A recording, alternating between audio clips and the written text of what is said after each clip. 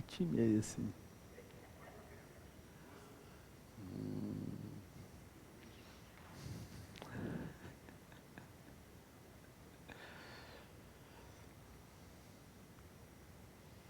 Foram eles que vieram para o Brasil aqui, atacaram os índios, foi isso? Foi uma bandeira parecida com essa. Cara, desde aquele tempo são vitoriosos, né?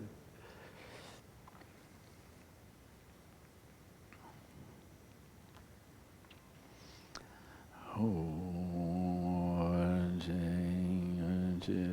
meu nome Johnson permanece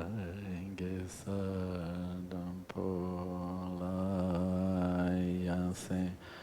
Shaginha Drupye Permanjone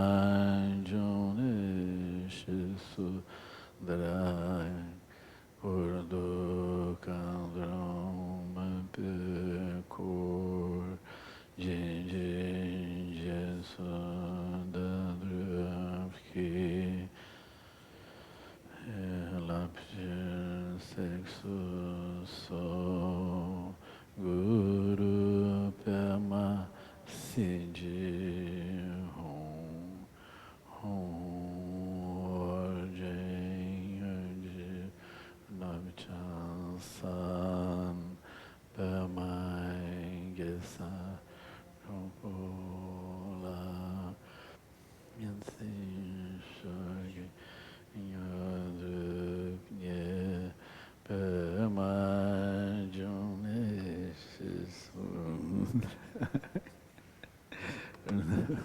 Kandra Mampeko Jiji Sadadruki Shinji Labchi Sexo So Guru Pema Sidi Hum Orjin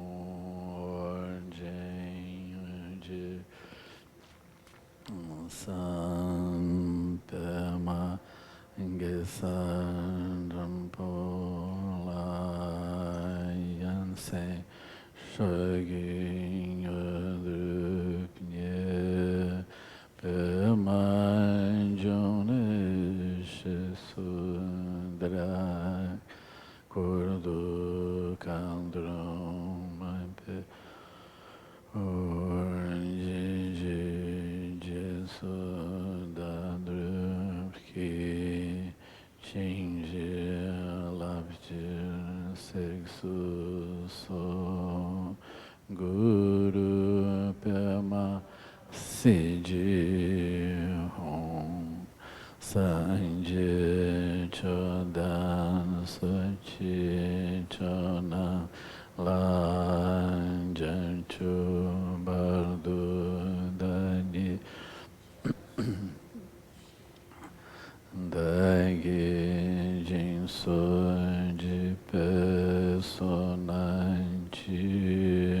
Drula Sanje Drupaso Sanje Chodan Suchi Chonang Lanjan Chubardu Ni Chabsu Chi Daigi Jinsu Personanti Drula Pendi Sanje Drupaso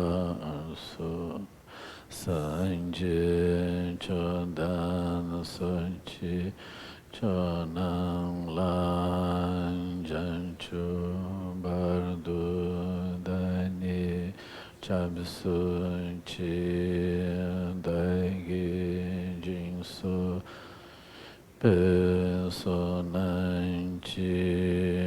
Drula Pendi Sanje Drupaso Om Benzara Guru Pema Sidi Hum Om Benzara Guru Pema Siddhi Hum. Benzara Guru Pema Siddhi Hum. Om Ha Hum. Benzara Guru Pema Siddhi Hum.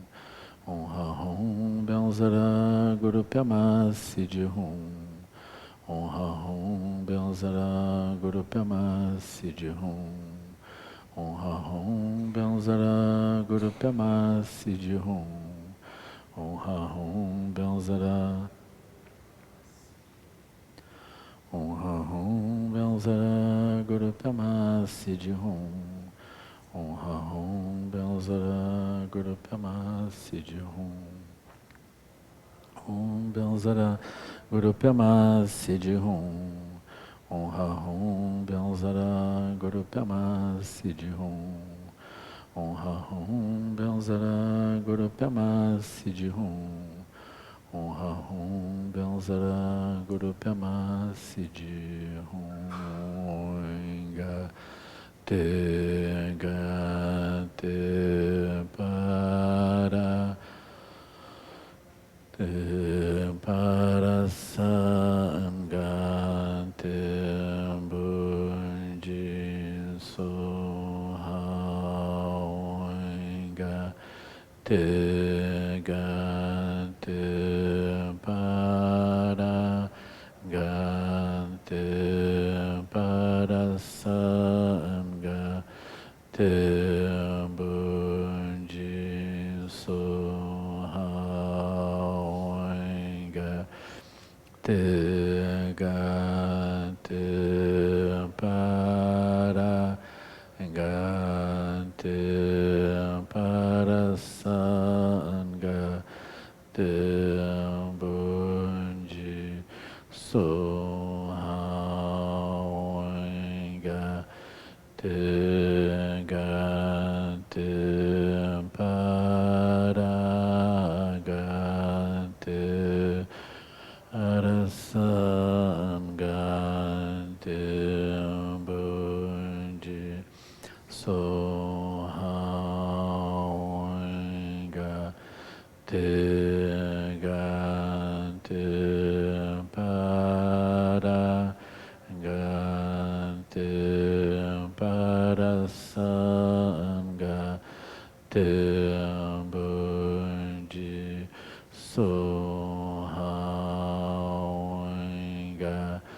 te ga te para ga te para sangha te bunji so ha.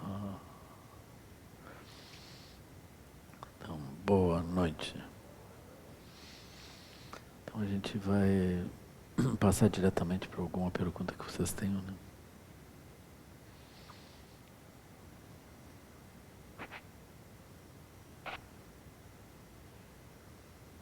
Vocês têm alguma coisa remota aí também? Mas...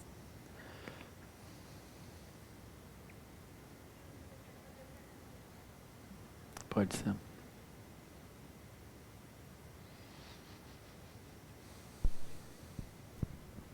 Mas antes disso, deixa eu contar uma coisa para vocês, assim, tá?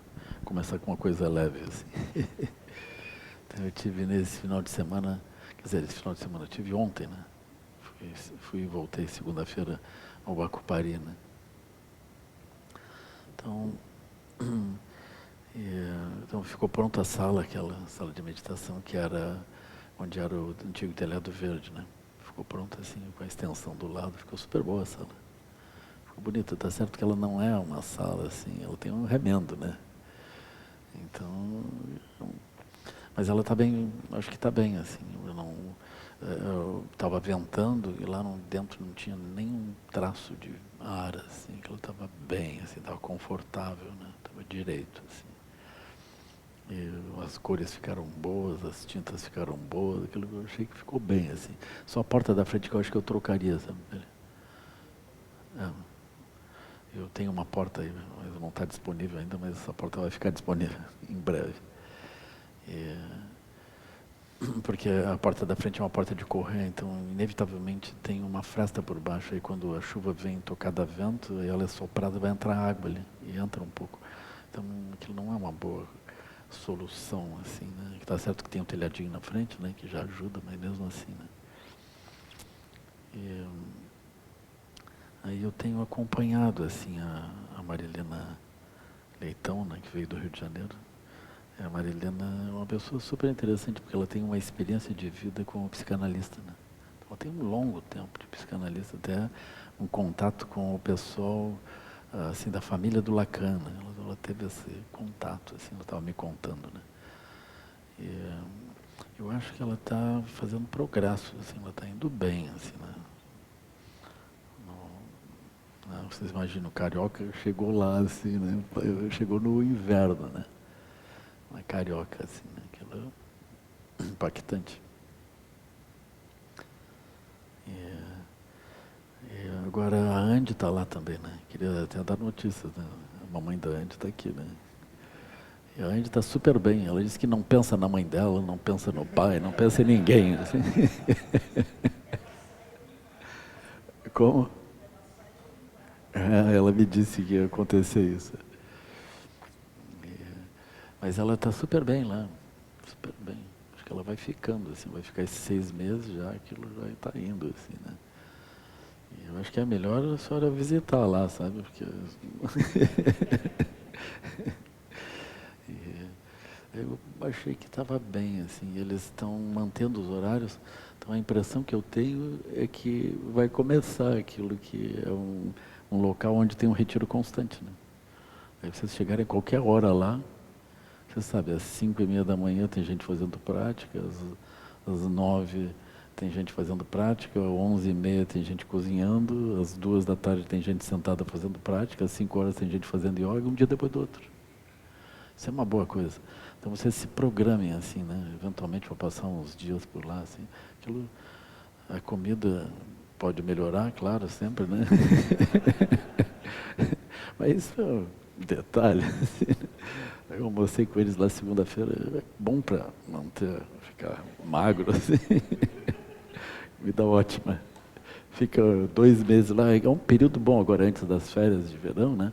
Passar um mês lá, volta enxuto, assim.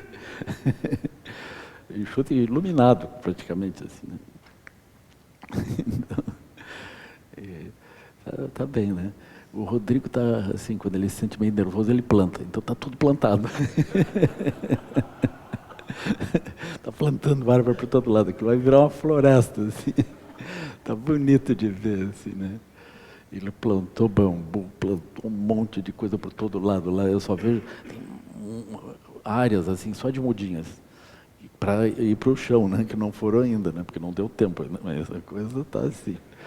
Ele está super feliz na casa nova dele lá também, né? Ele ainda está pintando, mas está bonito assim. Eu digo, olha, teve um outro rapaz aqui que quando a casa aprontou deu problema. Eu digo, olha, por favor, não faça uma coisa dessa. Olha como a desgraça vai rápido. Assim. Então ele está bem. Ele tem falado contigo? Não tem. Então, um bom sinal. Assim. Está cheio de energia, está feliz lá. E agora ele está responsável pelas coisas, né? Aquilo depende dele para funcionar. Então ele está bem, assim. Né? Então essa foi a boa notícia, né? Eu fiquei feliz, assim, por isso. Né? Porque não é muito fácil, né? Não é muito fácil manter um lugar, assim. As pessoas se ajustarem, ficarem, né? É difícil, eu acho.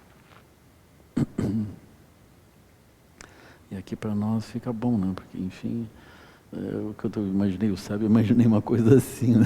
Não é que deu para outro lado. Né? A pessoa começou a casar e ter filho, é a escola, né? Assim. Mas está bem, a gente precisa de uma aldeia, assim, da forma como nós estamos super bem aqui também, estou muito feliz aqui, né? Mas é importante que a gente tenha esse lugar, né? Eu acho importante, né? Como o Jatavana também, né? O Jatavana é mais desafiador, né? Eu acho assim. Aquilo é um inverno 362 dias por ano, assim. Aí tem 3 dias e eu não sei como que aquece. Assim, mas o Jetavana é mais profundo, né? Mais silencioso, mas é muito impactante o local, assim, né? Muito impactante. Então a gente está muito bem, assim, com essas possibilidades, né? Muito feliz, assim. E o SEB, Caminho do Meio, assim, tentacular, né? Se espalhando. Agora eu mandei um emissário secreto para Alto Paraíso, construiu sua casa e entra em retiro lá. Assim, e aquilo lá já toma conta, aquela parte eles pensam que é deles, mas não é, né? Aquilo já... Então a Neia vai fazer retiro, em breve lá, né? Quando é que fica pronto a sua casa? Mais 15 dias, velho? E tá ficando direito, velho? Eu te falei, aquelas paredes tinham que ficar mais ou menos assim, né? É com adobe ou com tijolo? Que bom, né? Que maravilha. Que bom isso. Lá tem um cupim especializado, cupim da terra, que ataca os adobes. É uma coisa...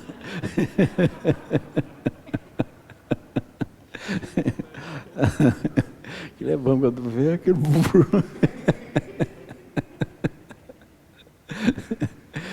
Tô brincando.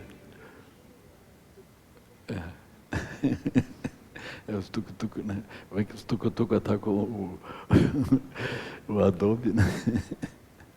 Aí quando o Rinpoche começou a construir aqui, aí veio uma notícia que apareceu um cupim da terra que atacava concreto. Aí mostraram aqui, Rinpoche, que perigo para o templo, né? Mas eu fiquei feliz assim também que a Nea vai ficar na área de retiro lá do... Lá é um bom lugar, né? A pessoa sai caminhando e encontra o quê? Uma cachoeira. É um bom lugar, né? É uma maravilha, assim.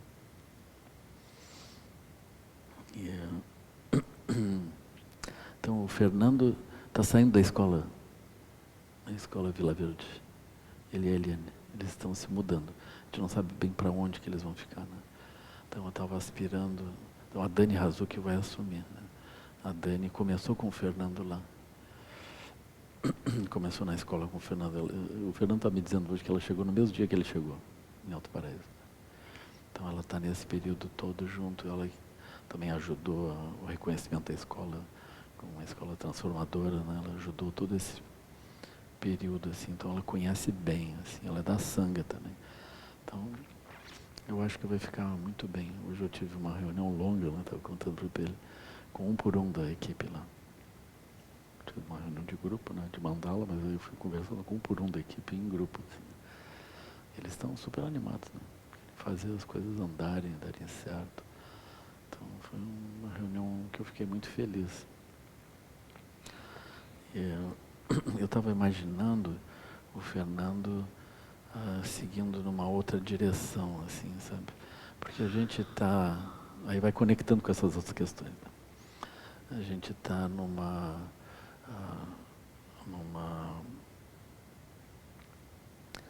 direção constantemente expansiva, né? Nós estamos expandindo constantemente.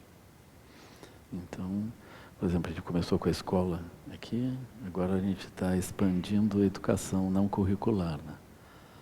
Então a Tati está fazendo esse trabalho, né? E na verdade ela está ajudando a que isso aconteça, porque tem muitas pessoas aqui, ou seja, cada comunidade tem muitos talentos, né? A educação curricular ela pode absorver uma fração muito pequena dos talentos da comunidade. E o SEB como um todo é uma instituição de educação, né? Assim, cheio de educadores, né? Aí tem os SEBs, os GEBs, os facilitadores, então tem os educadores em vários níveis, né? Tem a revista Bodhisattva também, que tem as publicações, né? Tem a editora agora, que está certo que a coisa está meio assim, né? Que não conseguiu publicar, né? Mas a editora existe, né? Só não existem os livros ainda, mas aquilo sai, tem a hora que vai sair. E depois que sai, aí começa, né? Aí começa a funcionar.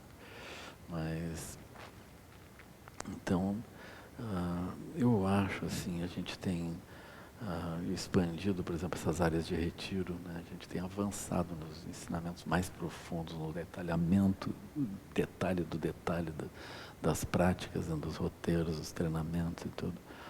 E os tutores seguem viajando, aquilo está super bem, assim, né? Fico super feliz que isso estava acontecendo. Mas eu vejo a necessidade da gente também, como se surgisse uma demanda constante, né? Que a gente ofereça outras habilidades e outras coisas. E a Tati tem feito esse trabalho da Kiringué, né? Onde ela vai pegando os talentos da própria comunidade e apresentando aquilo. Então eu acho isso super importante. Eu acredito que todo o trabalho que a gente fizer para crianças e jovens em condição de risco, que é o que tem aqui na nossa volta, né?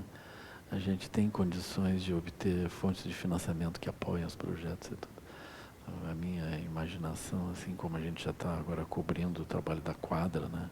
Do Mandala dos Esportes, a minha imaginação é que a gente eventualmente consegue também apoiar os outros projetos que dizem respeito à educação também para crianças e jovens, né, especialmente.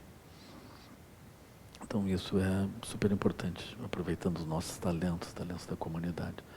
Mas na medida que isso vai avançando, vão surgindo outras demandas, né? Por exemplo, a gente vai trabalhando a noção de aldeia, mas vai também trabalhando a questão de uma economia que faça sentido, de saúde, educação, como a gente está fazendo, né?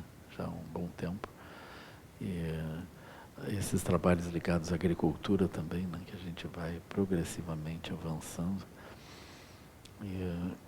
Então, na medida que isso anda, isso vai sendo apoiado pela revista, né? Então a revista e o site, né, estão apoiando essas iniciativas, nós estamos divulgando isso também. A gente precisa desse processo. Mas eu vejo que a gente poderia entrar numa outra etapa, que é uma etapa onde nós vamos gerando estudos e vamos coletando também, trabalhando com pessoas que têm uma expertise maior, convidando pessoas, não só do Brasil, mas também de outros países, amigos nossos em outros lugares, ou pessoas que a gente não conhece, mas eventualmente a gente convida. Então a gente tem uma sanga grande, nós já temos um espaço onde a gente pode convidar e fazer essas coisas acontecerem. Agora, eu ia dizer assim, nos últimos dias, nos últimos 15 dias, nós tivemos algumas iniciativas super importantes, né? Porque como houve essa agudização das eleições, né? Então começou a surgir essa tensão, essa cobrança constante, como que a gente deveria se posicionar, especialmente a mim, assim, eu senti essa pressão, né? Aí eu tentei passar aquilo para todo mundo e escapar de lado, assim, né? Mas aí eu pensei, não, vamos usar o método da mandala. Então nós fizemos uma primeira reunião aqui, depois fizemos uma reunião, múltiplas reuniões nacionais, que eu acho que foram 1.000, 2.000 pessoas que, enfim, participaram dos grupos todos, somando assim, né? Então veio dezenas de grupos que mandaram o relato dos encontros. A gente também teve um encontro maior aqui, onde a gente levou isso em consideração e elaboramos um documento. Então a gente foi fazendo documentos, né? Teve um primeiro documento, um segundo documento, teve um terceiro documento. Mas a gente teve também essa iniciativa de convidar muitas outras instituições, que isso corresponderia a bloco 1, né? Bloco 1, ou seja, quando a gente senta em roda com muitas diferentes tradições religiosas, instituições religiosas, e pensa sobre coisas que convergem, né? Eu fiquei super feliz da nossa reunião aqui. Acho que isso está, não sei se ainda está no YouTube, né? Mas vocês podem olhar, né? Esse nosso encontro foi uma coisa muito feliz, com diferentes cores, diferentes tradições. Foi um bom momento. E era uma aspiração desse encontro que houvesse uma continuidade. Não era um encontro para finalizar e que finalizava com as eleições. Então, esse encontro não começou com as eleições, porque a gente vinha conversando já há um tempo, né? Tanto que em 3 dias a gente conseguiu trazer as pessoas aqui a Viamão. Foi uma coisa extraordinária, eu acho, assim.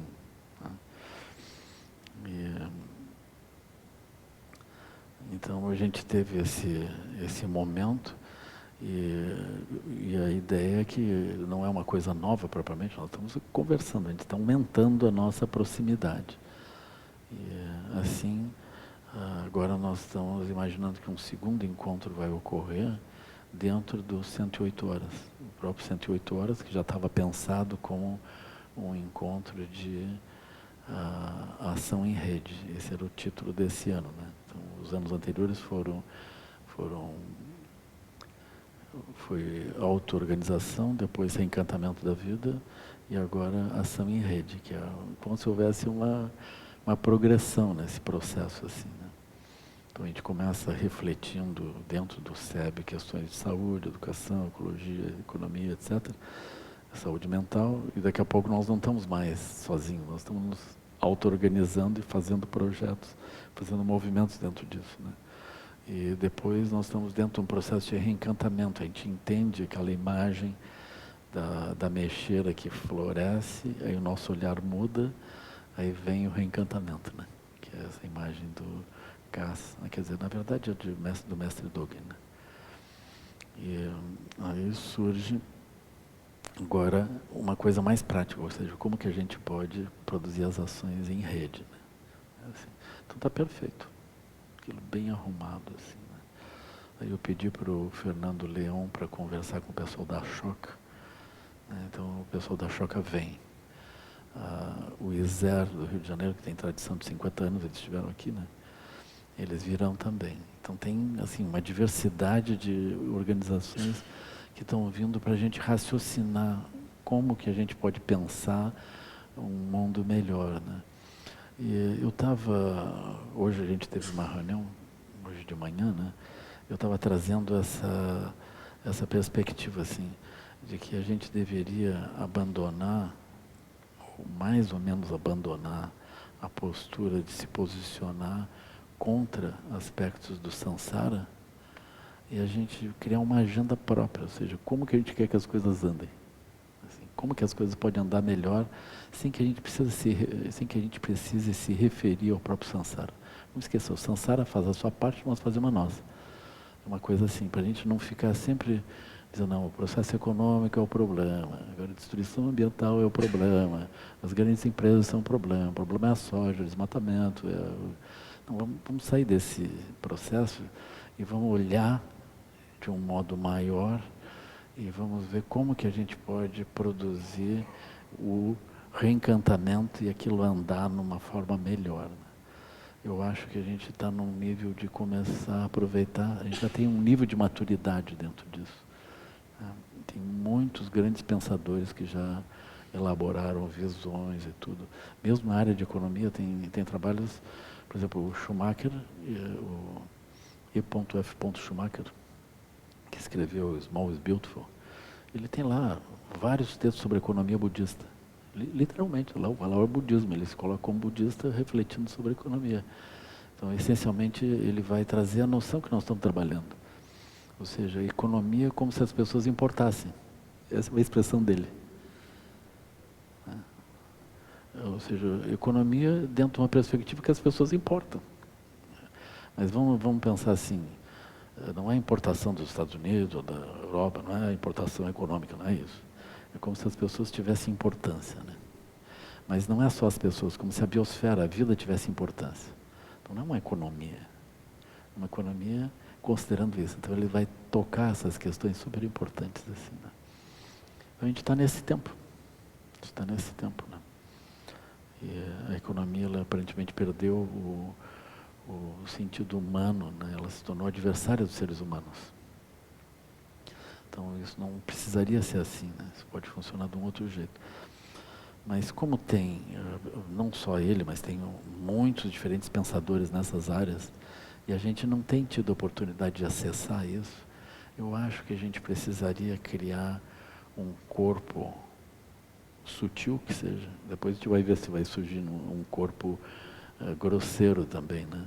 Mas um corpo sutil que tenha nome e tenha um programa e possa promover esses estudos e esses intercâmbios de tal modo que isso se torne uma cultura, que a gente possa refletir de fato de um modo mais hábil, com meios hábeis, melhores, né? que a gente não fique sempre caudatário de um primeiro movimento desequilibrado para depois a gente ter que se posicionar, né? E eu vejo que há uma convergência, assim, diferentes instituições têm esse interesse, têm essa possibilidade, isso é o que nós estamos fazendo, né? E, enfim, essa visão mais teórica, mais de estudo, ela vai complementar também a nossa visão prática dos funcionamentos das aldeias, das várias coisas. E isso oferece um substrato para o próprio college, né? E é um encaminhamento natural dos programas de educação que o próprio Instituto Caminho do Meio desenvolve aqui, especialmente aqui em Alto Paraíso, né? Por exemplo, nós estamos construindo que mundo, né? Então a gente precisa trabalhar nesses referenciais teóricos. Então eu acredito que o Fernando poderia fazer isso, assim, sabe? Ele tem um talento, ele tem uma mente rápida, ele gosta de citar as coisas, de ler e de acessar nesse nível, né? E ele está trocando com diferentes instituições, incluindo aí o Instituto Ashoka, né? E o movimento das escolas transformadoras. Então toda essa visão, a educação é alguma coisa que se refere a uma visão de mundo. Não tem como tu trabalhar a educação sem trabalhar a visão de mundo. Então nós precisamos ganhar mais solidez no aspecto teórico que diz respeito à multiplicidade de alternativas que a gente está trabalhando, assim. Então eu pensei que, eu não sei que nome a gente vai dar nisso, né? Mas eu acho que nós precisamos desse processo, sabe? Eu acho que toda grande transformação, e esse processo do reencantamento é uma transformação grande, né? Uma transformação social, assim. Ela precisa de uma base teórica, né? Assim, precisa uma rede de pensadores que trabalham nesse aspecto de modo mais formal, assim. Eu acredito que no que a gente começar a se movimentar vai surgir uma super rede, ligando universidades, ligando várias coisas assim, rapidamente. Isso vai gerar teses, vai gerar estudos, vai gerar outras coisas assim, né? Então, esses são os desdobramentos que estão acontecendo, assim, né? Com respeito aos 108 horas, a gente teve várias ideias, assim, o que poderiam ser feitos de forma prática, projetos que poderiam surgir de modo prático a partir desse movimento, né? Uma das ideias que surgiu assim, só uma, né? Eu não vou ficar agora alinhando isso, né? Mas uma das ideias que surgiu é a gente criar uma espécie de uma Expo Verde, né? O nome que surgiu foi esse, por enquanto, que seria paralela à Expo Inter, né? Mesmo período. De maneira que a gente vai promover os produtores orgânicos, as tecnologias brandas, as várias coisas desse tipo. Porque existem muitas iniciativas, mas dentro de um ambiente como a Expo Inter, elas não aparecem, tu não vê. Por exemplo, tu não vai encontrar o produtor de arroz orgânico, não vai encontrar. Entende? Não vai encontrar nenhum, nada. E nós temos isso, né? Então a gente tem os produtores aqui em Viamão, a gente tem a feira orgânica aqui, a gente precisa trazer isso. Na medida em que a gente promove essas imagens e viabiliza um pouco isso, eu acho que a gente ajuda as pessoas dentro de um outro setor a se movimentarem, né? Isso vai protegendo a saúde delas, vai tornando as pessoas mais conscientes também e vai trazendo essa noção de que a realidade ela é sunyata, né? Ela não é rígida. A realidade é alguma coisa que a gente pode ir transformando e construindo de um outro jeito, né? Construindo melhor. Então, dentro de uma visão fatalista, nós estamos indo por uma direção de destruição geral, né? A gente não precisa pensar nisso. A gente pode construir simplesmente, aproveita as liberdades naturais e faz outras coisas. Quando passa um tempo, todo mundo diz, claro, isso é óbvio. E é óbvio mesmo. Então é uma coisa possível. Imaginei o Fernando vem agora nas 108 horas, a gente também vai conversar sobre isso, ver se esse é um encaminhamento, é alguma coisa possível. Mas eu queria trazer essas imagens, assim, que são imagens positivas, né? Mas eu acho que a gente podia começar com a primeira pergunta, antes que o tempo termine.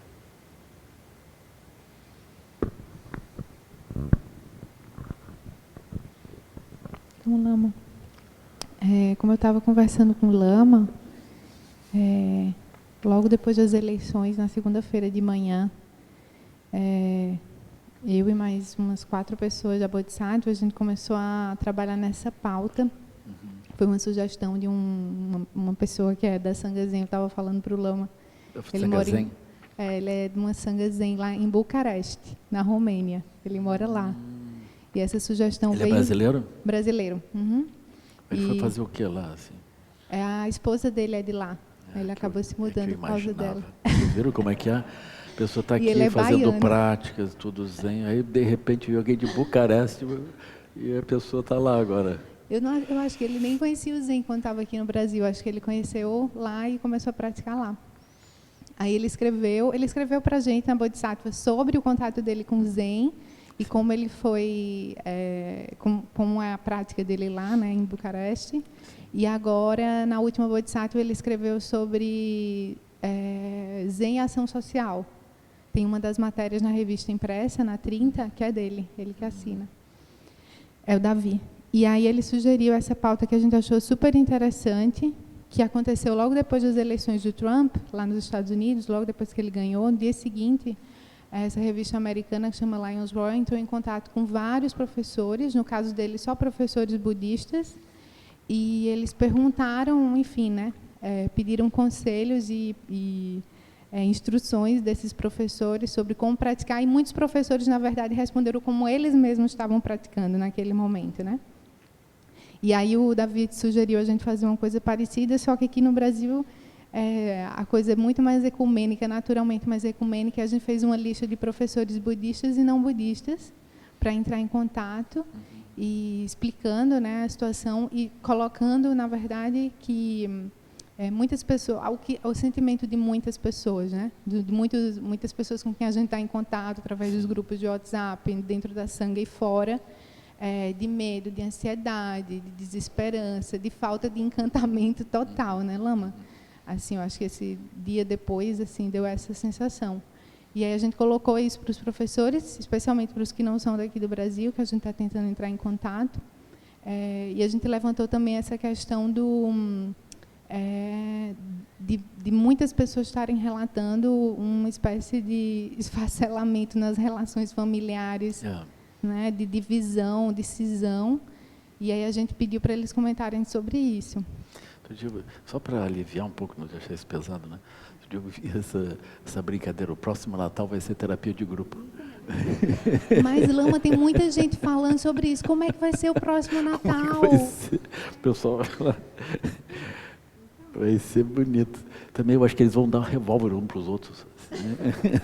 Presente de Natal.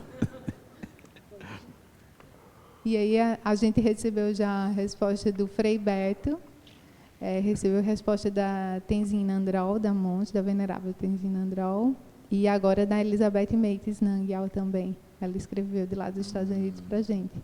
E aí isso tudo a gente vai publicar durante a semana na revista. Que bom. Aí óbvio que a gente gostaria de ouvir o Lama também, e que o Lama poderia falar. Assim, eu acho que essa questão tem tocado muito, assim, do esfacelamento, apesar do Lama brincar, às vezes é difícil recuperar, né, a relação depois de falas agressivas trocadas e coisas mais pesadas que aconteceram. Como praticar, né? A gente está perguntando como praticante, assim, um pouco, ou como aspirantes, né?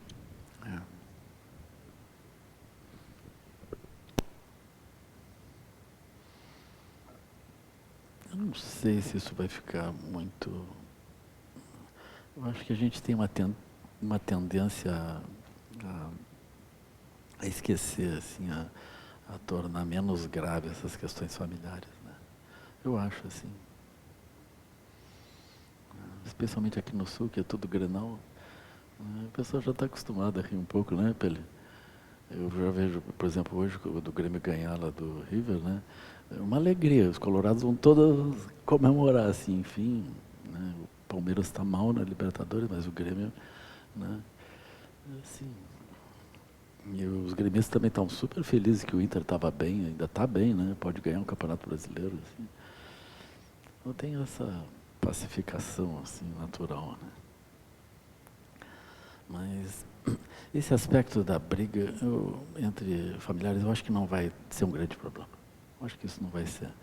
Mas se a gente quiser alinhar alguns problemas, eu acho que, por exemplo, um clima meio curto, assim, né? Um clima de utilizar uma visão curta e usar a violência como método de relação, eu acho que tem um risco de que isso siga, sabe? Então, ainda assim, naturalmente, qualquer movimento produz reações opostas, né? Que às vezes inviabilizam totalmente, né? Inviabilizam. E aquilo fica muito visível e é impossível fazer aquilo, né? Assim, então eu acho que um número muito grande de pessoas vai vigiar isso, vai denunciar. Então, a gente não sabe bem o que pode acontecer, né? Mas eu acho que mesmo essa noção de que os policiais estão liberados para matar, para fazer tudo isso, não vai acontecer. Eu acho que as questões ambientais também elas vão se equilibrar, né? Porque a gente está num conjunto de relações em muitas direções. Então, se o Brasil começar a andar mal na questão ambiental, ele vai passar por dificuldades em vários âmbitos, assim, né? Por exemplo, agora a União Europeia está desembolsando uma quantia super vultosa para fazer estudos de proteção ambiental no mar e desenvolver tecnologias para retirar o lixo, retirar o plástico que está mergulhado ali e tudo. Agora, por exemplo, ainda que hajam políticas ambientais duras, assim, que aparentemente não têm um respaldo mais elevado, né? Essas políticas elas são políticas que vão se defrontando no âmbito internacional com dificuldades, né? Eu vi agora um documento amplo, quando começou a se falar sobre afrouxamento de leis ambientais, eu vi um documento amplo da Bond e outros grandes compradores e vendedores de grãos, dizendo que eles não vão comercializar, eles não estão comercializando já há 10 anos, grãos que vêm de áreas irregulares da Amazônia. Isso um pouco porque eles têm essa visão, mas essencialmente porque ninguém quer comprar. Ou seja, a Europa não compra, as outras áreas não querem comprar grãos que não estão certificados na sua origem, da onde que aquilo está vindo. Está certo que dá para fraudar isso, né? Mas de qualquer maneira, essas coisas elas vão progressivamente se tornando normas, né? Normas internacionais. Vocês vejam que o Ministério, o projeto era eliminar o Ministério do Meio Ambiente, né? E fundir com o Ministério da Agricultura. É mais ou menos assim. Quem vai cuidar da proteção ambiental são as raposas, né? Assim, quem cuida das galinhas são as raposas, né? Mas o próprio pessoal ligado ao agronegócio achou que não era uma boa ideia. Por quê? Porque eles precisam de uma imagem adequada. E além do mais, eles entendem também de muitas questões ambientais, eles não acham que deva ser qualquer coisa.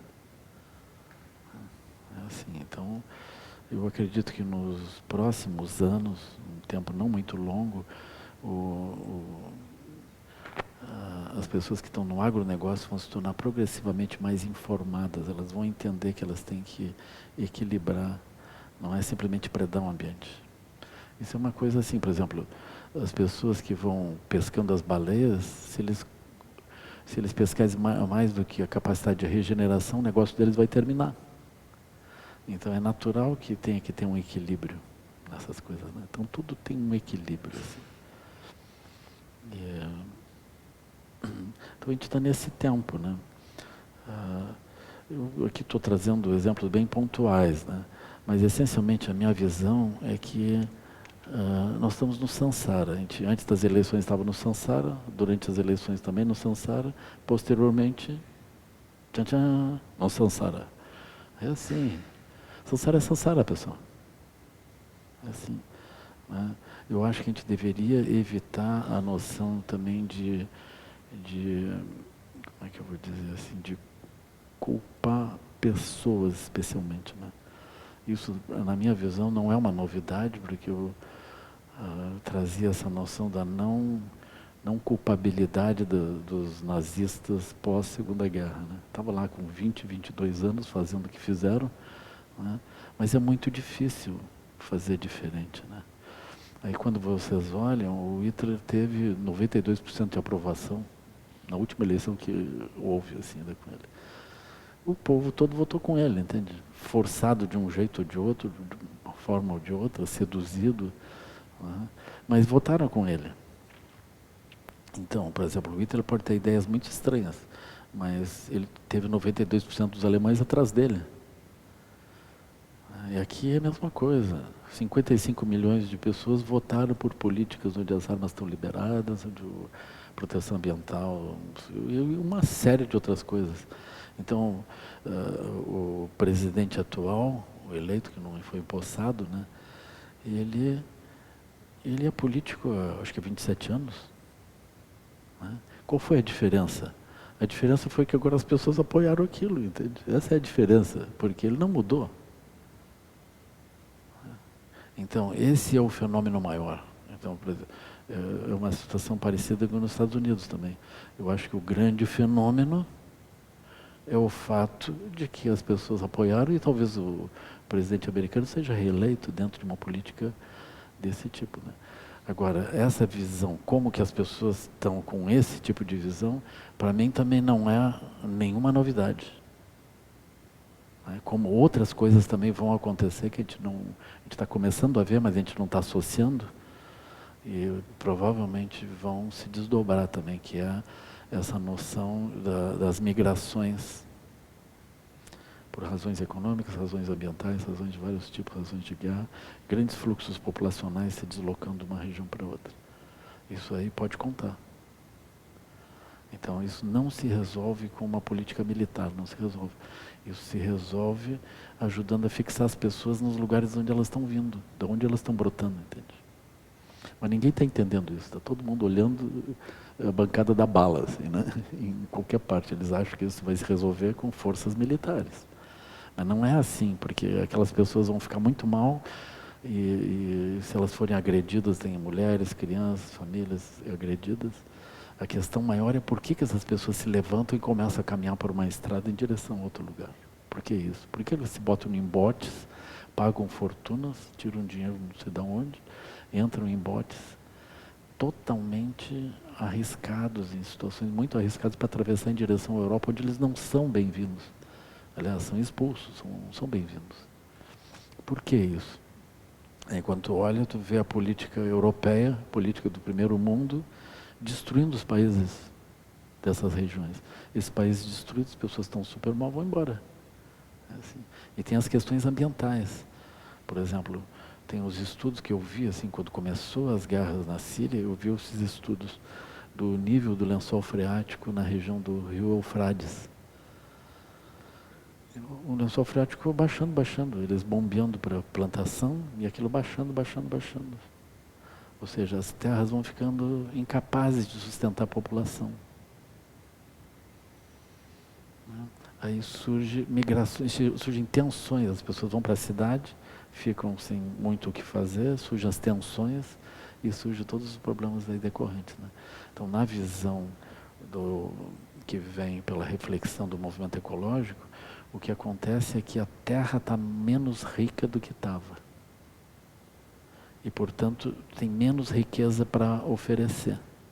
E dá mais trabalho para tu coletar aquela riqueza.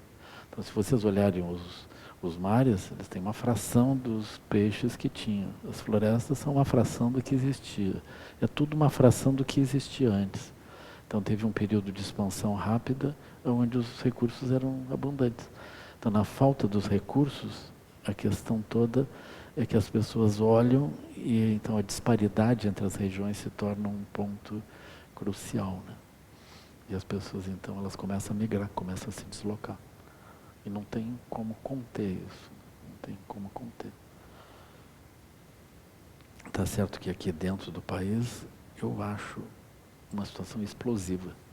Eu considero explosivo, porque a sociedade urbana ela está dependendo desse processo de expansão constante da economia, né?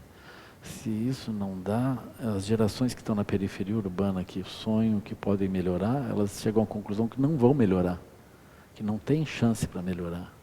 Quando eles pensam que não tem chance, o tecido social se rompe. As pessoas fazem qualquer coisa, andam em qualquer direção. Então, eu considero que esse é o ponto, é a dificuldade maior que está acontecendo na Europa, em vários lugares, ou seja, o desemprego elevado, né? Assim. Eu não sei bem como que a direita vai fazer, eu suspeito. Eu acho que esse movimento ele já está acontecendo, que é simplesmente consolidar pela força militar os privilégios, as discrepâncias, as disparidades e sustentar isso como se fosse a última guerra. Eu acho que esse é o processo, né? Quando eu olho a situação brasileira, eu vejo assim, por exemplo, aqui é muito difícil de manter um processo autoritário parecido com o Mussolini ou com Hitler, etc. Se vocês estudam o que aconteceu lá com Hitler, o Mussolini, eles tinham um nível de articulação muito maior. Assim, então, por exemplo, o Hitler, ele tinha palavras de ordem que a gente não ouve aqui. O Hitler, ele pegou a Alemanha e disse: Alemanha, se levante. Nós precisamos levantar a Alemanha. Então ele pega um povo que está todo quebrado, aí diz: Alemanha, se levanta. Eles se levantaram. Então tinha uma política nacionalista. Eles disseram: o marxismo divide o país. Aqui todos são alemães, não tem mais classes. Todos nós somos alemães, nós vamos construir o país. Todo mundo trabalha. Aí ele criou também, por exemplo, tinha muitas pessoas pobres, ele criou sopão, ele dava comida para as pessoas. Ele fez isso por anos. E já era o Hitler, já vivia com roupa militar, já tinha as SA, que é os grupos de choque. Já estava tudo funcionando. Aqui não tem essa preparação, não tem essa fidelidade, não tem nada disso. Não tem um espírito de nação. Não, agora nos levantamos e vamos. Não tem. Não quero nem levantar essa ideia, porque olha que apareça. Esse é o que está faltando. É só isso que está faltando. Mas aí, por exemplo, qual é a política? A política é assim, é contra as minorias, é contra os índios, é contra isso, contra os pobres, contra não sei bem o quê, contra os direitos disso, contra o direito daquilo. Isso não vai prosperar, pessoal. Porque divide o país inteiro, entende? Minha sugestão é assim: Brasil, levante. É isso. É assim. Falta isso, entende? Faltou isso. Se tivesse me convidado para dar uma opinião lá, eu falava. Sabe? Não, sigam o Hitler direitinho. Assim, aquilo dá certo. Quer dizer, dá certo por um tempo, né? Depois dá um probleminha.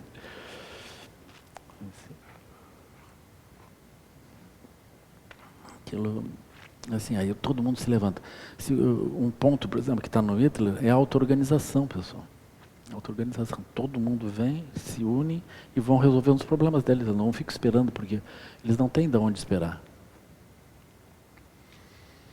Assim. Aí quando, por exemplo, ele vai criticar a política marxista, que é uma política que trabalha com a disparidade de classes, né, diferença de classes, sendo que uma classe fica vitimizada pedindo para outra.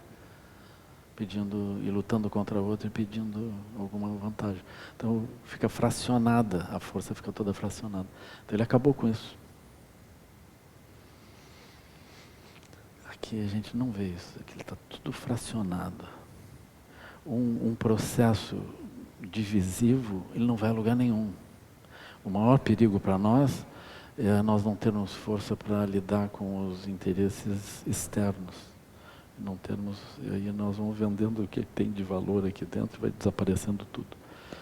Nós vamos perdendo controle sobre as coisas que poderiam ser usadas para benefício, né?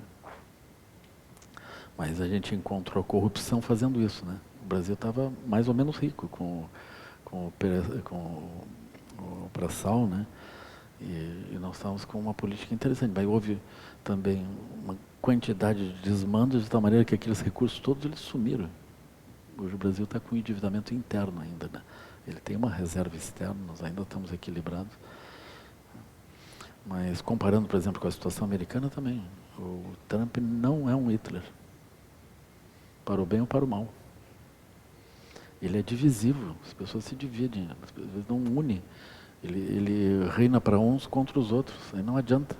Se ele dissesse, em vez de dizer America First, ele dissesse América, se levante. Todo mundo resolve, vão acabar com a pobreza, vão acabar com os problemas de saúde, vamos resolver. Aí aquilo ia. Agora eles resolvem lutar uns contra os outros, aí não vai. Isso não anda, não vai funcionar. Ele poderia dizer, em vez de dizer America First, ele dizia planeta, se levante, vão consertar o ambiente, vão consertar tudo. Nós, americanos, estamos aqui para ajudar, então nós vamos ajudando vocês também, né? Naturalmente, nós first, né? Se vocês olharem os impérios protegem os dominados. Eles não são... É só o Império Europeu que inventou de destruir os povos dominados. Porque se vocês olharem os impérios europeus mesmo antigos, tipo Roma, ele não foi lá para pilhar lugar nenhum. O que nós encontramos de Roma nos vários lugares, incluindo na Síria? Nós encontramos grandes construções, lugares que até hoje são reverenciados como lugares de expressão cultural importantes. Assim, vocês chegam na Alemanha, tem lá as construções romanas. Nos vários lugares, indo para a Inglaterra, encontram as construções romanas. Eles trouxeram uma cultura, trouxeram uma visão de mundo. Eles não foram lá para saquear aquilo tudo. Eles construíram e ordenaram o mundo segundo uma visão. E assim eram os impérios da antiguidade, né? Os impérios modernos é que chega lá, saqueia tudo, mata tudo, destrói os prédios e constrói outros no lugar, tenta substituir uma cultura por outra. Aquilo é triste, né?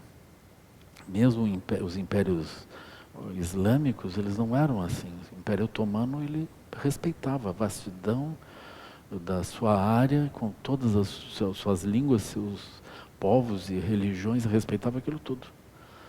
Aí o que ele vem? Ele vai construindo estradas, melhorando a economia, apoiando a coisa, e protegendo uma região pela riqueza da outra, e aquilo tudo vai andando. Assim funcionam os impérios. Então, nesse tempo, aí surgem esses impérios estranhos, assim, que são de curta duração. Né? Curta duração, é uma visão muito estreita. Então, eu acho que aqui, na nossa visão, assim, budista, né, do Instituto Caminho do Meio, do SEB também, nós não temos inimigos de fato, né? E quando as pessoas começam a olhar sob o ponto de vista de inimizade, isso é uma perda de tempo. Nosso adversário, nosso problema é Maharaja, a ignorância. Os 12 elos da originação dependente, a estreiteza da visão, as emoções perturbadoras. Né? Quanto mais estreito e mais intensa as ações, mais danos causam. Mais infelicidade propicia, mais resultado kármico acontece. Né? Então é assim. Aí eu vejo, por exemplo, para nós, o que a gente vai fazer é a mesma coisa que a gente vem fazendo. Né? A gente vai estudando, vai meditando, vai aproveitando, né? E a gente vê esses movimentos coletivos, eles estão perfeitamente explicados pelo giro, pelo aro ao redor dos três animais ali, né? 3 emoções perturbadoras, 3 venenos da mente. Ali tem um giro natural. Aquele giro não é uma pessoa, aquilo é uma população, uma visão de mundo que sobe e desce, sobe e desce. Essa visão de mundo é difícil a gente puxar o freio delas enquanto elas estão andando, né? Super difícil. Mas elas têm um moto próprio, elas descem, depois sobem, e aquilo vai indo. Quando começa a subir, todo mundo pensa, tempo, era de aquários, tudo ficou maravilhoso. Né? E aí pode preparar. Pode preparar, porque aquilo... Né, o movimento hippie deu origem aos yuppies, pense. Os filhos dos hippies viraram yuppies, com pastinha preta, terno, gravata, cabelo lambido com creme, uns óculos super eficientes. Pense. E os banhos de cachoeira, pelado. Aquilo... o arroz integral, passaram tudo para hambúrguer, McDonald's. Pense, pessoal, isso aqui é degradação, né? É assim, é fantástico. Mas é assim, é um movimento coletivo, né? Aí vocês olhem o hambúrguer do McDonald's e olhem o hambúrguer de qualquer outro barzinho gaúcho por aí, né? Aquilo dá de 10 no McDonald's, né? Vocês vão ali em Viamão, no Boteco do Guará, aquilo ali é um bom lugar. Aí outro dia eu fui com a Thalita e com o Henrique no McDonald's, lá, só para eles verem, né? Aí eu digo, olha, nós estamos esperando em pé. Olha o tamanho da coisa. Olha o preço que nós estamos pagando aqui. Olha o que tem de suco, olha esse suco de laranja, o que é isso? Não que eu tenha qualquer coisa com o McDonald's, eu tenho que explicar, não é? É tudo no bom sentido. Aí outro dia eu levei eles no Boteco do Guará, agora pede lá, olha as batatas fritas, vem um negócio que você não sabe o que vai fazer com as batatas fritas. Vem um hambúrguer, um negócio assim, não tem como comer aquilo. Né? Além do mais, eu digo, onde é que nós estamos esperando? Sentados aqui, né? Aí vem o garçom e fala, como é que ele fala? Ele fala super gentil, super gente fina. Né? É assim. Aí eu olho o suco de laranja, um suco de laranja desse tamanho. E de laranja, pessoal, é fantástico. O suco de laranja que é feito de laranja. É assim. Aí eu também não queria fazer propaganda do Boteco do Guará, mas é lá. Né? De frente ao Banco Itaú, que também não estou fazendo propaganda. Né? É assim. Se vocês querem ver o que é comida gaúcha, vão lá no Boteco do Guará. É assim. É assim. Aí quando olha o preço, aquilo, aí quando a gente entrou tinha um menino pedindo comida, né? Aí eu chamei o garçom de olha, dá uma comida para ele. Bota aqui na minha conta, né? Aí fui lá, e quando eu fui pagar aquilo, eu perguntei o que ele vai comer? Ah, ele comeu só isso. Ah, não, dá mais coisa para ele, dá um suco para ele, né? Aí eles deram lá para o menino, ficou assim, super animado, né? Aí quando eu fui pagar, era menos da metade do que eu tinha pago no McDonald's. Aí eu mostrei, olha aqui, Thalita, olha as batatas, olha o pão, olha o bife, olha o ovo, olha o tamanho, olha o conforto aqui, olha o suco e olha o preço. Assim. Mas aí outro dia a Thalita me disse, papai, vamos no McDonald's? Ah, tá. Aí, isso é que é assim, é uma coisa coletiva, aquilo vai descendo e tem de direção aos infernos. Né? Aí quando tu entra nos infernos, o que é que tem ali? McDonald's. É interessante isso, entende? É assim, a Sofia já era assim, né? Aí eu mostrava, Sofia, olha isso aqui, olha o McDonald's. Mas aquilo não adiantava, isso não é por aí, é uma outra coisa. É uma outra coisa. Então é interessante ver como que a mente ela gira, né? Como que a mente fica presa a um conjunto de coisas assim. Então nós estamos nesse tempo. E nesse tempo parece que as coisas são possíveis, mas elas não são possíveis. Aquilo vai indo, de repente descarrilha tudo. Esse é o ponto. Então eu acho que a gente não tem que combater isso, nem combater aquilo, nem nada. Nós só temos que segurar um pouco antes que a coisa se desmanche na nossa frente. Assim. Eu acho que o maior risco do governo que vai assumir 1º de janeiro é ele desmanchar. Assim. Porque ele não surge de um movimento maduro. Não. Ele surge, o Maduro não cairia nisso, né?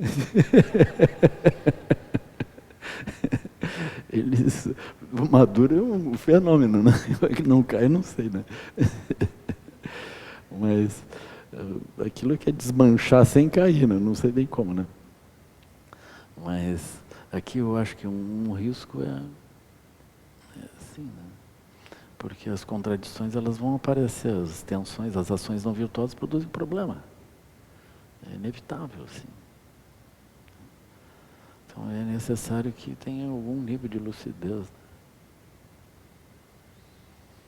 Eu acho que o governo que vem tem pessoas hábeis que vão saber evitar os problemas maiores e andar de um jeito melhor assim, do que os protagonistas principais têm anunciado, né?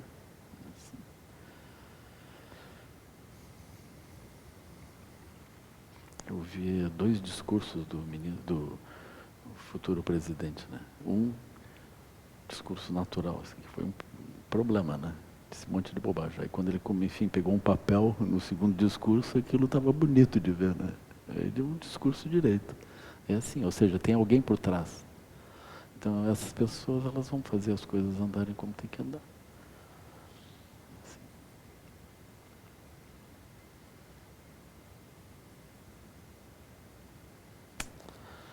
O Pele queria falar alguma coisa?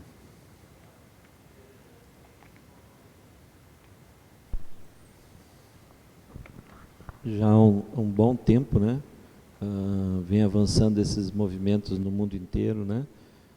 Das ecovilas, das comunidades, da vida simples, da comida orgânica, né? Então isso está acontecendo em países que estão estabilizados, né? Será que esse momento de uma possível ditadura, de uma possível virada para esse lado, né? De opressão e tudo mais, não possa avançar as comunidades, aldeias do jeito que a gente está trabalhando, ou dessas várias formas que o próprio Capra fala, né? Que a virada se daria através de modelos resilientes, né? De pequenas comunidades, de pequenas cidades. O Lama acha assim que o Lama já viu mais coisa, né? Então, assim, desse movimento militar ou mesmo de opressor, que possa surgir esse tipo de movimento ou aumentar esse modelo de comunidades? Eu acho que pode ser que sim, mas eu não acho muito fácil também. Porque as comunidades, elas precisam de um tipo de mente também, né? Se não houver um tipo de mente específica, assim, aquilo não funciona. Eu acho que as pessoas na cidade estão muito machucadas. Elas estão muito inábeis para funcionar desse modo. Eu até vejo assim, porque mesmo pessoas que vêm entram em retiro, né? Quando tu olha, eles não estão bem, assim, eles estão perturbados, são perturbações que não vêm do retiro, elas vêm da mente delas, que elas estão portando, assim, e aquilo leva tempo. Eu vejo a própria pessoa fazendo um diagnóstico adequado sobre ela mesma. Ela diz, eu estou com tais perturbações, tudo isso, mas eu não tenho como evitar isso aqui brota. E a pessoa, ela está fazendo os esforços, ela está fazendo meditação, ela está estudando, está adiantando, mas ela está machucada. Isso que nós estamos dentro de um processo onde tem um nível de lucidez para tratar disso, né? E se as pessoas simplesmente vão se juntar porque elas têm alguma visão de que juntas alguma coisa, elas podem simplesmente não conseguir se relacionar. Nossa vida está muito artificial. A gente tem dificuldades assim. Então eu não sei o quanto que isso pode aumentar, entende? Mas, por exemplo, se a gente continuar dentro de um processo de educação, fazendo educação não curricular, expandindo para as várias conversas de vários tipos e promovendo college e tudo, nós estamos ajudando nisso. Eu acho que a barreira é uma transformação que vem por dentro de uma mudança de consciência mesmo, né? E não apenas mudança de visão acadêmica sobre a coisa.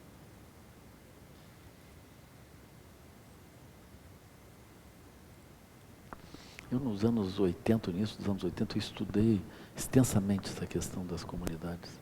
Eu estudei muitas diferentes comunidades e por que funcionava, por que não funcionava, como é que era, como é que não era. Fui olhando assim, e a própria experiência no Rodeio Bonito, aí eu pude ver, as pessoas chegam machucadas. Não tem um problema na comunidade, mas elas começam elas não suportam a si mesmas. Elas não passam bem consigo mesmas, assim, no lugar onde elas estão. É muito comum a drogadição também, álcool e vários outros subterfúgios assim, para andar no meio. Isso enfraquece totalmente a comunidade. Se a comunidade andar por dentro de drogas e álcool, aí, porque ela amortece as pessoas, aí as pessoas não se movem, elas não têm uma consciência realizadora, elas não estão engajadas na sua realidade. elas estão amortecidas na sua realidade. Então elas vão empobrecendo no sentido de que elas vão desorganizando tudo em volta. As coisas vão se desorganizando, elas não se importam. Aí chega o tempo de algum tipo de desgraça. Aí tem vários tipos de desgraça que pode acontecer disso. Né? Aí eu pude ver assim um pouco estupefato, né? Um pouco assim admirado de ver que tem esse obstáculo. Não tem um obstáculo econômico, nem tecnológico, nem de outra ordem, nem legal. Não há o obstáculo, nem de apoio ao redor. O obstáculo é as pessoas com elas mesmas. Mas eu não saberia dizer assim. Eu acho que nós estamos fazendo o trabalho certo. Eu também, se não tiver certo, a gente muda. Mas eu acho que nós estamos tentando fazer o melhor, assim, né? Aliás, tentando fazer o melhor, eu não tenho nenhuma dúvida. Agora, se pode melhorar ainda mais, eu espero que sim, né? Mas eu, nesse momento, eu não vejo ainda. A gente precisa poder... Tchenrezig, a base, né? 5 sabedorias, 4 formas de ação, 4 qualidades incomensuráveis, 6 perfeições. É isso. E os meios hábeis variados, né? Considerando a vida como um todo, né? A multiplicidade das aparências da vida como manifestações da mente de Buda. E aí nós vamos nos movimentando no meio disso. Assim.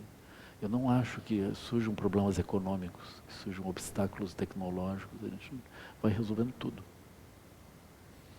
Isso não é um obstáculo. O obstáculo somos nós mesmos. Assim.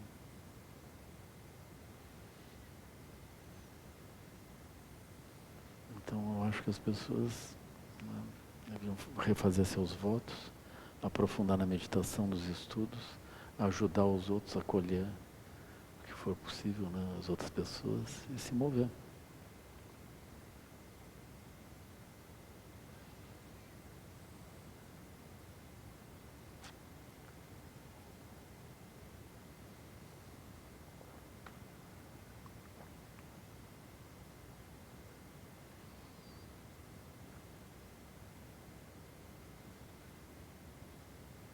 Eu acho muito impactante que a Revolução Francesa culminou no Napoleão. Ou seja, a destruição da monarquia, a monarquia zonza, né?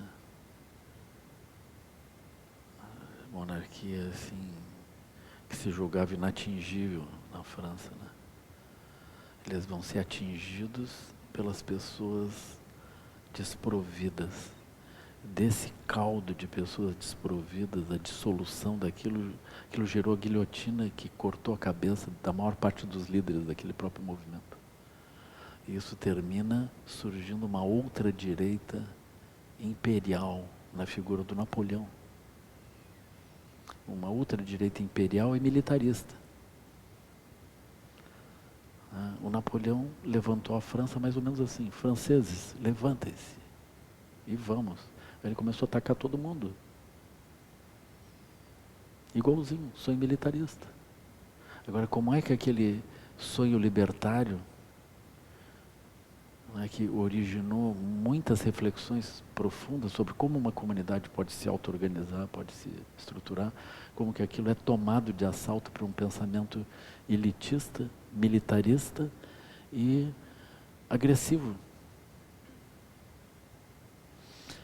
tendo por bandeira essencial, desde aqueles tempos, liberdade, igualdade e fraternidade. Assim. Então, eu acho que esses movimentos de grande população, vamos pensar, não era o Napoleão, ele coemergiu, né? Coemergiu. Ele foi empurrado, tinha que aparecer um Napoleão, tinha que aparecer alguém que gritasse: França, vamos. Então esse é o Hitler, entende? Esse pensamento ele volta, ele retorna. Porque quando surge um conjunto de pessoas que estão desequilibradas, eles sentem que eles precisam de alguém que grite, alguém que bote tudo em ordem. E aí acontece isso. Eu não tenho ainda uma compreensão de por que o militarismo incorre na guerra, né? Eu tenho a sensação que o Hitler poderia ter ficado com uma política mais ou menos assim. Não precisava ter atacado os russos, nem os ingleses. Não precisava ter feito isso. E nem o Mussolini.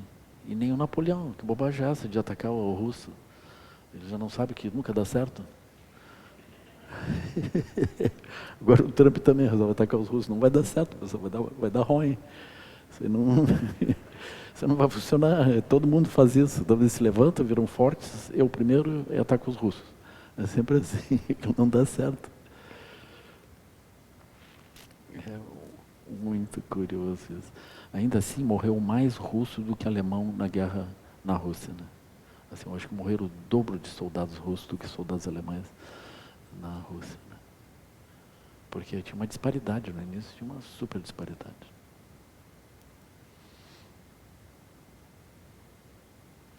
Agora, olhem o que era a Alemanha ao final da Segunda Guerra. As casas todas destruídas, tudo destruído. Então, onde é que leva um sonho militarista? Onde é que leva isso? Leva para esse tipo de problema, pessoal. A Alemanha é a mesma coisa, a França é a mesma coisa. Só que a França, na época do Napoleão, as guerras eram fora da cidade, né? Assim, as guerras, eles escolhiam as colinas lá, uns campos lá, vamos matar uns com os outros lá. Vamos deixar a população, né? Aí a Segunda Guerra teve essa... A Primeira Guerra já teve, né? E a Segunda Guerra já teve um plus.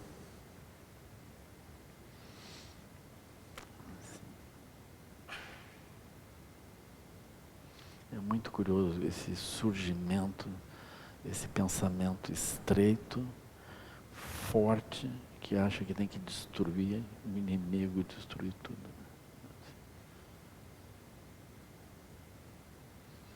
Por exemplo, não tem como eliminar o tráfico de drogas pela força. Não tem como. Os americanos não conseguiram impor a lei seca. É simples, não conseguiram. A droga aumenta de preço, só isso. Aumenta um pouco de preço. E as pessoas se armam mais. Quanto mais arma tem de um lado, mais arma tem do outro lado. É simples. Aí tu começa, aquilo vale tanto que tu corrompe o outro que está lutando contra ti. Tu compra ele. Faz uns acordos, que é o que acontece hoje. É simples. Eles vão corrompendo o chefe de polícia, vão corrompendo os políticos, vão corrompendo o governador, vão corrompendo todo mundo. Quanto mais alto o valor da droga, mais alto o poder de corrupção. Tem um equilíbrio. A coisa não é por aí. Se fosse por aí, continuava proibido o álcool nos Estados Unidos. Assim. Agora pensem, são os colombianos que corromperam os americanos com a cocaína? Vocês acham que foi isso? A inteligência colombiana se reuniu e atacou. Foram lá, mandaram agentes secretos para os Estados Unidos, dando um pouquinho de cocaína para cada um, viciando todo o povo, os malditos colombianos. Era um plano super articulado.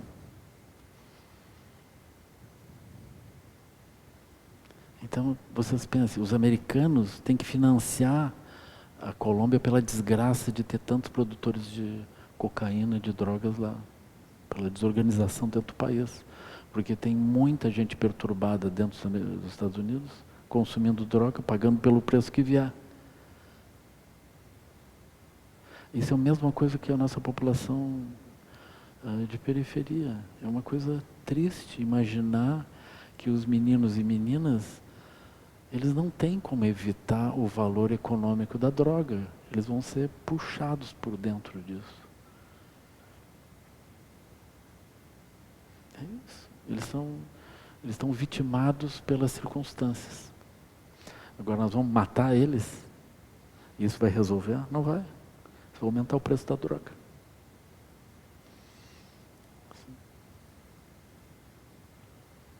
Agora, por que eles têm pele escura e são pobres? Por quê? Porque Quem é que vai fazer um serviço arriscado desses? Se não as populações que estão vulneráveis. É assim. Quem não precisa fazer isso, não faz. Vai pegar quem está muito mal. E não só está muito mal, eles estão em regiões onde o Estado não existe. Eles estão em regiões onde aquilo não vai funcionar. Então, como que vai funcionar a repressão? Vai lá matar os caras? Não vai adiantar. A política repressiva não funciona em lugar nenhum. Olha o que aconteceu no México, quando eles botaram o exército contra os traficantes. Os cartéis cresceram tanto, se armaram tanto, que começaram a matar juízes, políticos, matar todo mundo. Matar candidatos, mataram vários candidatos antes de serem eleitos. Matando jornalistas. Por quê? Porque o valor da droga sobe, eles têm dinheiro, eles compram as coisas e vão fazendo o que precisam fazer. Eles enfrentam o Estado sem problema. Ou vocês acham que um juiz ameaçado vai funcionar normalmente? Ele não vai funcionar normalmente. Assim, está todo mundo... Nós estamos na beira disso. Nós estamos próximos. Quando eu digo na beira é porque já chegou, né? Tem regiões que isso já está acontecendo. Então, levantar, isso não vai ajudar, não vai resolver. É uma outra coisa. Você tem que pensar de forma maior. Então, do mesmo modo que a gente olha os sírios atravessando em direção à Europa, os líbios atravessando em direção à Europa, olha o que eles estão fazendo. Eles estão fazendo isso porque eles não têm nada melhor para fazer. Se eles tivessem alguma coisa melhor para fazer, eles não iam fazer isso. Então, a questão não é barrar eles ali, é ajudar que eles tenham coisas melhores para fazer onde eles estão. Esse é o ponto. Isso vale em geral. Mas isso é uma visão ampla. Então a visão estreita, a visão que elege inimigo e usa um militarismo e violência contra, ela não vai resolver. Não resolve.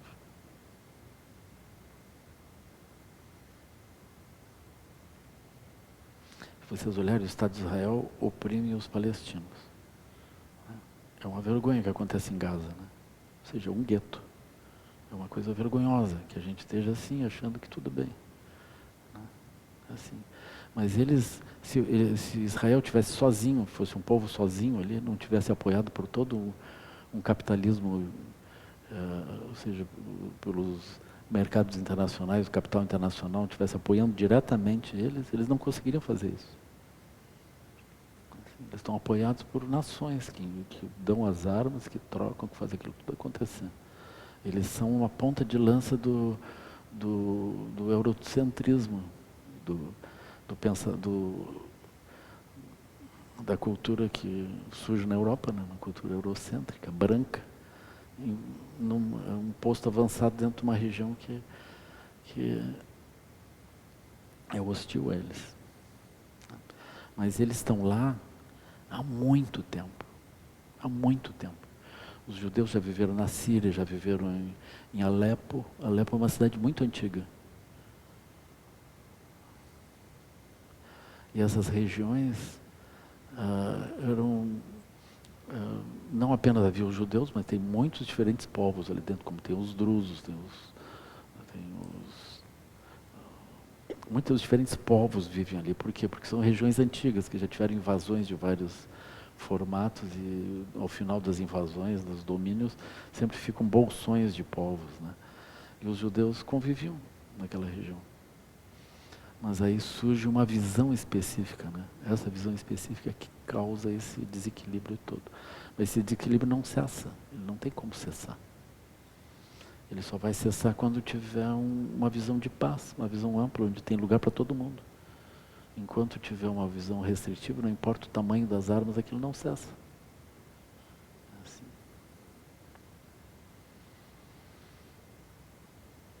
Então, eu acho que a minha visão é que, enfim, o samsara é o samsara, né? É isso, né? Aí o budismo, ele está dentro do samsara, ele não vai resolver o samsara. A gente não tem como resolver o samsara. Mas nós podemos melhorar aqui e ali, para andar melhor. Então, quando a gente anda melhor, a coisa mesmo é a gente fazer retiro, meditação, estudar, transformar nossas vidas. Então a gente equilibra um pouco o que é possível, E aproveita que Maharaja olha para o outro lado e a gente vai avançando e vai fazendo o que precisa fazer. É sempre assim. Então parece que nós estamos fazendo isso, mas nós estamos ajudando que o mundo se equilibre um pouco para Maharaja se acalmar e a gente funcionar melhor. Mas funcionar melhor num outro âmbito. Por isso que a gente vai chamar isso de bloco 0, bloco 1. Isso não é bloco 2. Se a gente vai botar algum bloco elevado, seria bloco 4. Ou seja, alguém que olhou aquilo tudo e voltou para ajudar quem está para trás. Tá, bloco 4. O bloco 4 se funde com o bloco -1, com o bloco 0, com o bloco 1. É assim.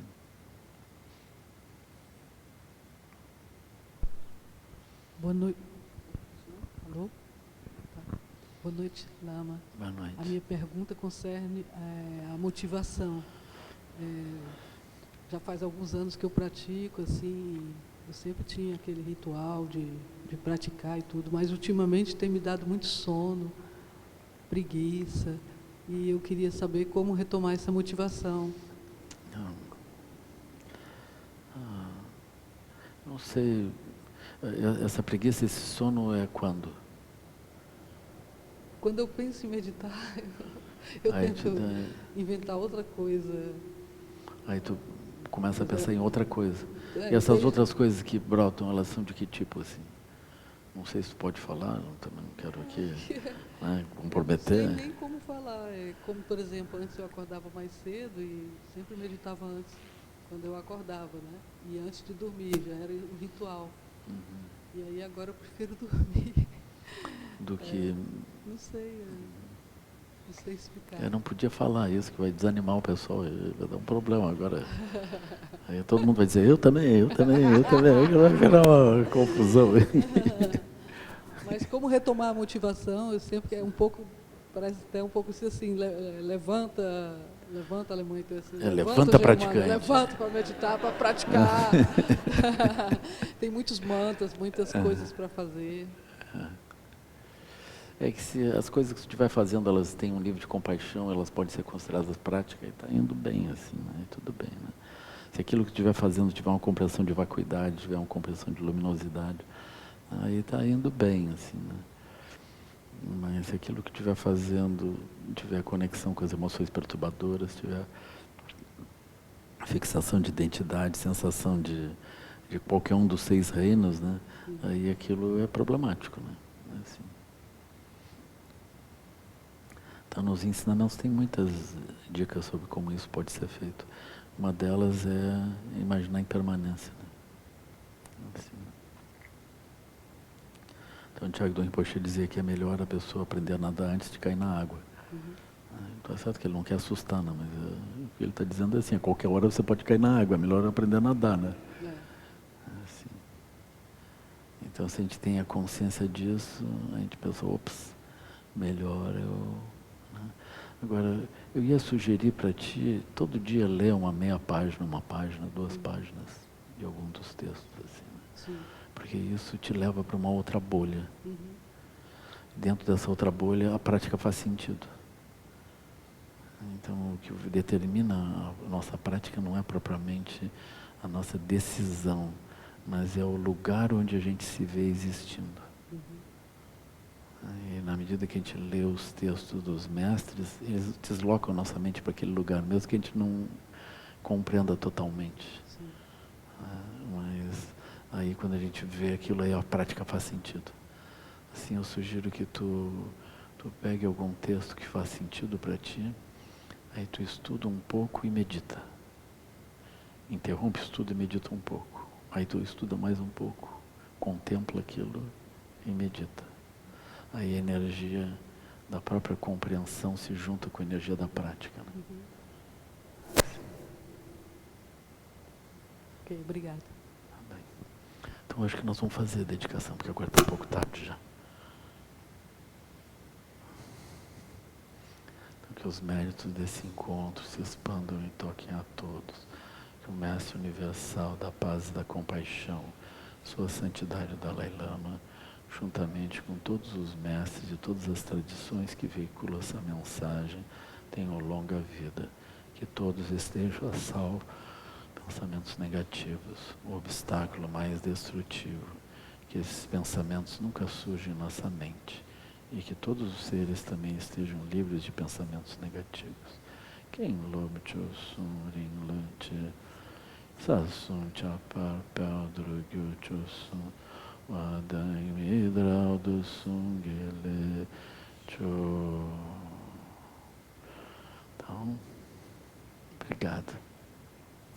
Seus colorados.